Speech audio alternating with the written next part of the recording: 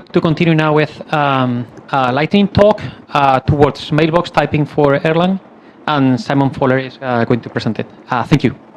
Thanks very much. Yeah, sorry about all the technical glitches earlier, but nice consequence of that is I've now got a cup of tea. So yeah, today I'm just going to be presenting a quick overview about some work that we've been doing in Glasgow. So this is joint work with Duncan Paul Attard, Simon Gay and Phil Trinder. There are three aims to this talk, really. First is to introduce you to this type discipline called mailbox typing. The second is to kind of position it within the current Erlang tool landscape. And third is to give an overview of the challenges of adapting mailbox typing to Erlang itself. So I'm going to be talking in more depth about mailbox typing at ICFP tomorrow. But the actual kind of Erlang spin on this is mostly Duncan's work. Unfortunately, he can't be here today.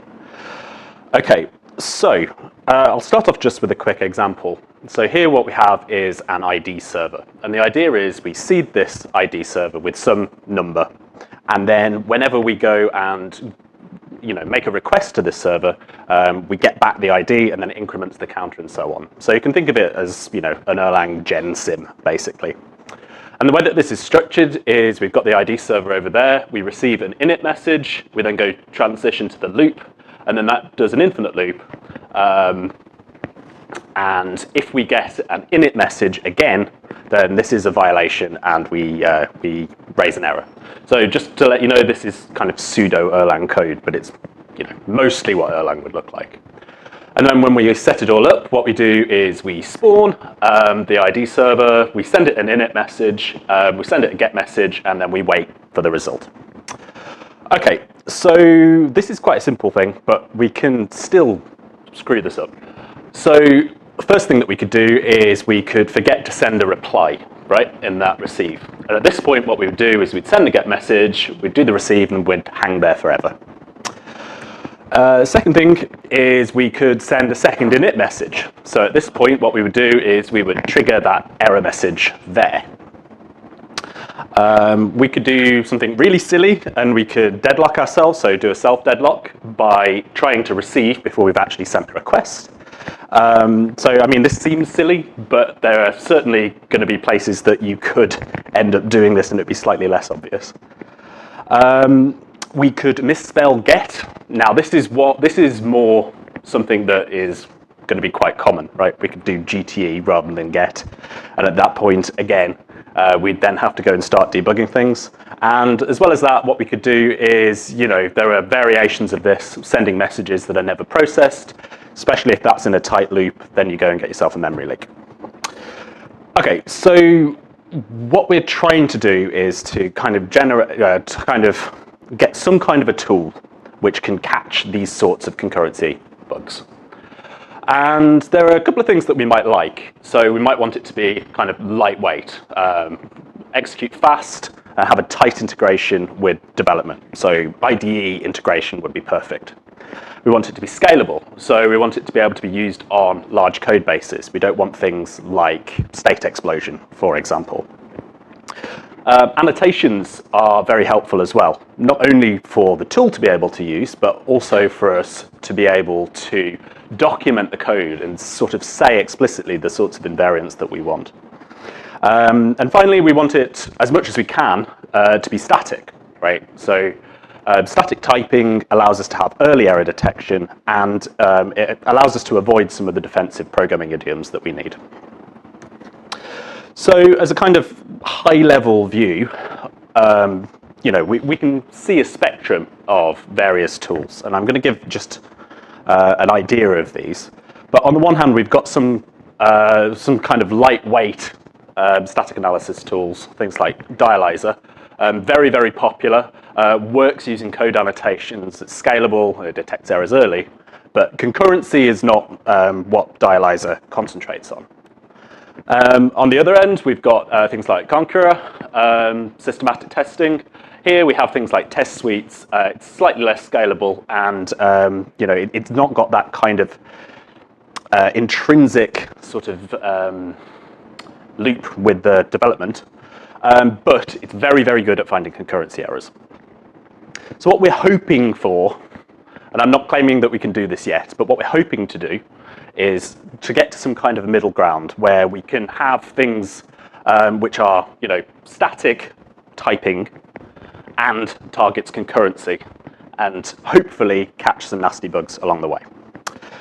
So this builds on a line of work known as mailbox typing. So mailbox types were originally introduced by Ugo de Liguro and Luca Padovani at eCoop 2018.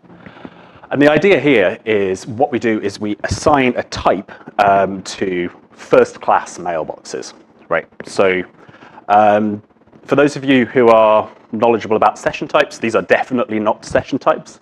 They kind of encode the state of a mailbox at a given time rather than the actions that you perform. So in a way, what you can think of as mailboxes doing, they are kind of capturing these interactions indirectly by encoding the state of the mailbox. So to go back to our example from earlier, we did have some kind of implicit invariants there. So the one was when we've got our ID server, we're going to have exactly one init message and 0 or more get messages, depending on how many clients that you spawn. And what we can do is we can sort of say this as a commutative regular expression. I say commutative because we've got selective receive, so it doesn't matter so much what order is in that mailbox, of the messages in the mailbox. So what we can say here is init.getStar, for example. If we wanted to just say, well, in the client, we're going to have exactly one ID message, then this is just going to be ID. And as I said earlier, we've got this commutativity. So if we wanted to say 0 or more get and exactly one init message, then we have exactly the same thing. And we can also encode this as getStar.init. Okay, so first-class mailboxes, these Erlang does not have first-class mailboxes. With first-class mailboxes, what we can have are processes that can create and free mailboxes at any given time. A single process can have more than one mailbox, or 0 if it doesn't want to do any kind of receiving itself. And whenever we want to receive, we need to specify what we're receiving from. And this is in stark contrast to what Erlang does, where we have a mailbox lifecycle which is innately tied to the process. You spawn a process, you create a mailbox. Process dies, you deallocate a mailbox, and so on. Now, this process owns exactly one mailbox, and it's implicit when receiving. So we now want to go and think about, well, how can we apply mailbox typing to something like Erlang? So, I've said that they're different, but at the same time, it's still a much more appropriate type discipline than using something like session typing directly. You can encode a lot of the sort of actor-style idioms a lot more directly using mailbox typing, whereas with session typing, you'd need various extensions and so on. So, if we want to go and apply mailbox typing to Erlang, well, there are various challenges. The first being, well, each Erlang process has a single untyped mailbox. There's no way of creating or destroying them. And if we track that mailbox state, it can become quickly intractable. So kind of distilling this down, if we've got a client that is a client of an ID server and a ping server, not only do we say that, well, we've got a single ID message, we also have to worry about what state we're in when we're talking to the Pong server as well. So we've got this idea of kind of type pollution creeping through. And then, the longer things go on, the more kind of complex the specifications we need to write on the regular expressions. So what we're beginning to look at is kind of ways of making this a bit easier to work with. So even though we've got a single physical mailbox, if we think about things in terms of an interface, which is a set of messages that a mailbox can receive, what we can then do is reason about partial view on that process mailbox. And we can work using annotated process functions. So I'll give you an example of that. So what we have up here, the first 3 specs are specs on the messages, right? So an init message is going to have a tag init and an integer payload. A get message is going to have a get tag and one of these ID client things as a response, as a payload even. An ID is going to be ID in an integer. Now, the ID server is going to say, well, we're either going to deal with an init message or I'm going to deal with a get message. And similarly, the ID client is going to say, well, I'm going to deal with an ID message. Then what we can do is we can add lightweight annotations, or at least the current design is to add lightweight annotations to these various functions. So what we're saying here is this main function here, we're going to associate it with the ID client interface. And what you can think about that as is I want to go and create a mailbox which scopes over that particular function. So think about creating it at the start of that function and deallocating it at the end. And we can do that with the server as well.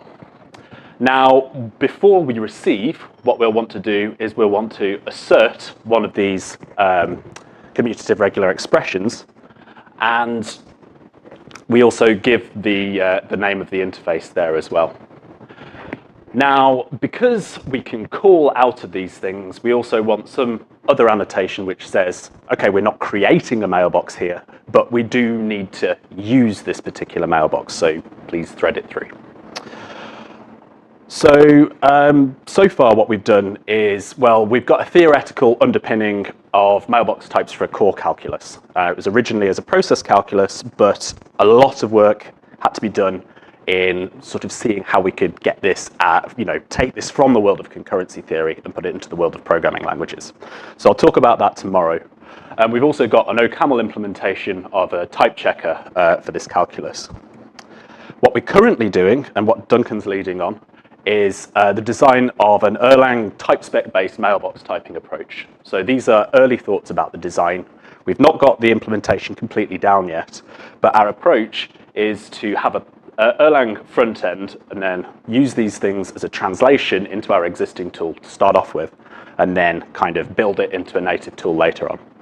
And of course, we'll want a suite of examples to assess the expressiveness and see how this goes. And of course, following on from that, there are things like, how it interacts with timeouts, failure handling, and so on as well.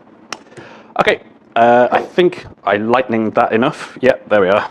I'm 2 minutes over, sorry. But yeah, I'd be very happy to take any questions. Do we have any questions? Yep. I didn't understand the use of the assert, exactly how it works. Okay, so what this is basically saying is this will be the state of the mailbox at this point. So we're giving a specification to that mailbox. Now, if we go back to the introduction. Okay, so after that error loop, the init went away, so it statically detects whether somebody else sent an init. Yeah. And it was already. Yeah. So as an example here, what we would do is we'd assert init.getStar there, and we'd assert just getStar there. And then if we have two inits sent, then, the way that the OCaml thing works at the moment is that would be a violated constraint.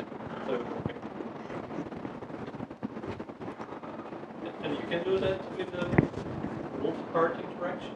Yeah, it was. So, do you have a global state that tracks?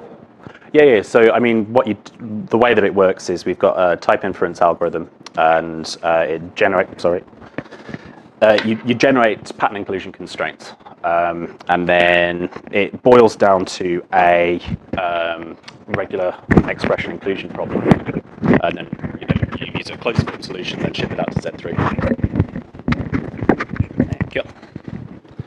Thank you so much. Thanks very much.